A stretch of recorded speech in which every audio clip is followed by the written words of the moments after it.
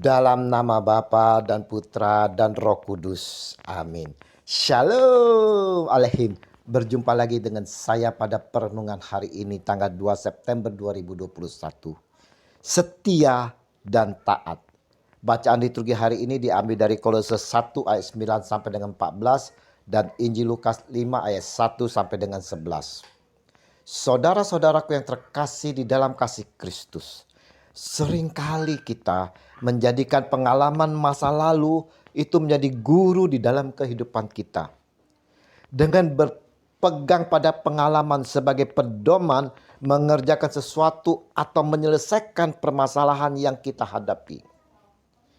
Ini juga saudara-saudaraku yang terkasih menjadi patokan bagi Simon yang berprofesi sebagai nelayan.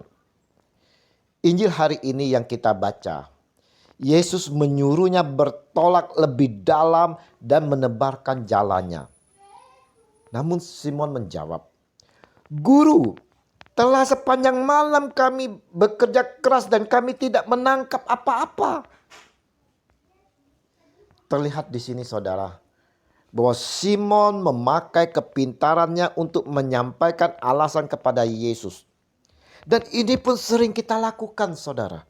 Kita bersikap seperti Simon yang memakai kepintaran kita karena pengalaman-pengalaman kita.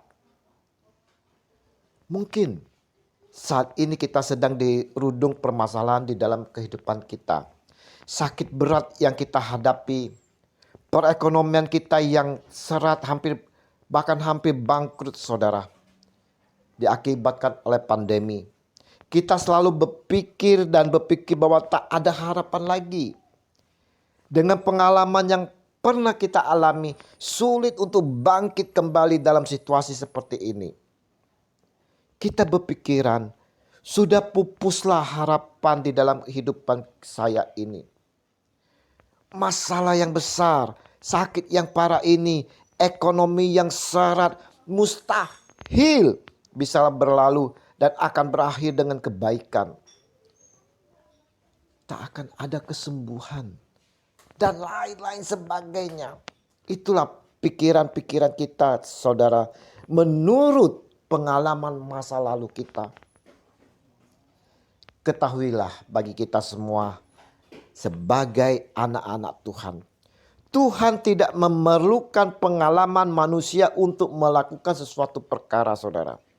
Sebab bagi Allah tidak ada yang mustahil. Lukas 1 ayat 37. Banyak saudara di Alkitab kita jumpai bagaimana perkara-perkara yang mustahil di mata manusia, di mata dunia dikerjakan oleh Allah. Kita lihat di dalam Alkitab. Sarah yang lanjut usia dibukakannya rahim oleh Tuhan Allah Bapa sehingga beroleh keturunan. Bukankah ini luar biasa saudara? Wanita yang pendarahan 12 tahun menurut pengalaman dia sendiri tak dapat disembuhkan. Namun dengan imannya Yesus dengan kuasanya mampu menyembuhkannya saudara. Saya sendiri saudara-saudaraku yang terkasih mengalami kuasa Tuhan yang luar biasa. Dokter telah memvonis otak saya harus dibedah. Dipasang 3 ring di pembuluh darah otak. Karena biaya yang besar, saya pun tak sanggup saudara. Mana lagi tak di cover oleh BPJS. Dokter hanya memberikan obat morfin untuk mengurangi rasa sakit di kepala saya. Saya hanya serahkan kepada Tuhan Yesus. Dengan penuh iman dan percaya, bahkan dia sanggup memulihkan dan menyembuhkan saya. Maka saya pun berserah di dalam doa dan penyembahan saudara. Suatu ketika saat saya dalam penyembahan secara kusuk, tangan Yesus yang penuh kuasa menjamah saya. Dan saya pun menjadi sembuh saudara. Sampai saat ini saya tak merasakan lagi sakit yang mencekam. Injil hari ini saudara-saudaraku yang terkasih. Simon yang berpengalaman dan memahami sekali akan situasi dan kondisi laut saat menangkap ikan. Jika diikuti pikiran, perintah Yesus merupakan suatu kemustahilan dan kebodohan. Ini pasti tak mungkin akan mendapatkan ikan, saudara. Namun kita melihat, saudara, Simon merendahkan hati dan membuka hatinya untuk Yesus dan katanya, "Tetapi karena engkau menyuruhnya, aku akan menebarkan jala juga." Kita lihat, saudara, Simon merendahkan hati dan membuka hatinya untuk Yesus.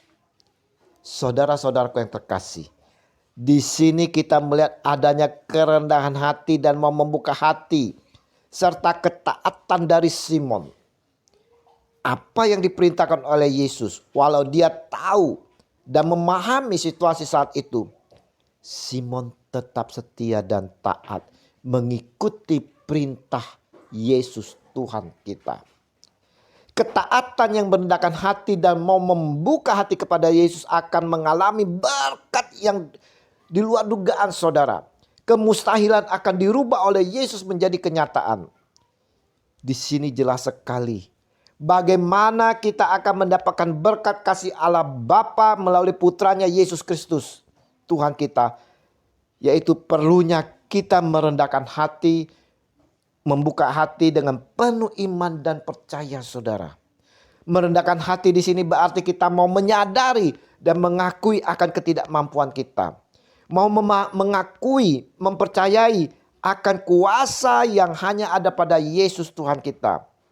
Membuka hati berarti kita mau Yesus yang masuk di dalam kehidupan kita dan memberikan Yesus yang melakukan semuanya. Nah, bagaimana, saudara, kita saat-saat ini, terutama di dalam masa pandemi ini, apakah kita taat dan setia pada Yesus? Apa masalah kita saat ini?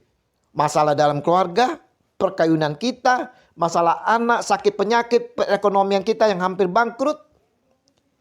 Hari ini, saudara, Yesus dengan kasih-Nya mau menghampiri kita semua. Yesus pun memerintahkan kepada kita saat ini, bertolaklah ke tempat yang dalam dan tebarkanlah jalamu untuk menangkap ikan.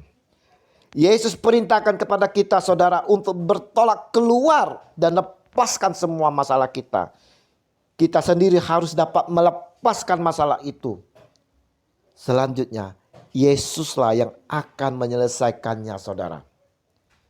Kalau kita sendiri tidak melepaskannya, saudara, bagaimana Yesus dapat melepaskannya itu, saudara? Bagaimana Yesus dapat menyelesaikannya? Hari ini Yesus mau masuk lebih dalam di dalam kehidupan kita. Adakah kita mau menerimanya dengan penuh kerendahan hati? Semoga perenungan hari ini mampu mengingatkan kepada kita semua untuk dapat merendahkan hati serta membuka hati kita untuk Yesus. Dan kita pun mau setia dan taat akan perintahnya. Dengan demikian kita akan menerima berkat-berkat-Nya. Berkat kasih-Nya yang melimpah selalu tercurah atas kita yang setia dan taat padanya. Tuhan kita Yesus Kristus yang bersatu bersama Roh Kudus kini dan sepanjang segala abad. Amin. Dalam nama Bapa dan Putra dan Roh Kudus. Amin. Alehim Shalom.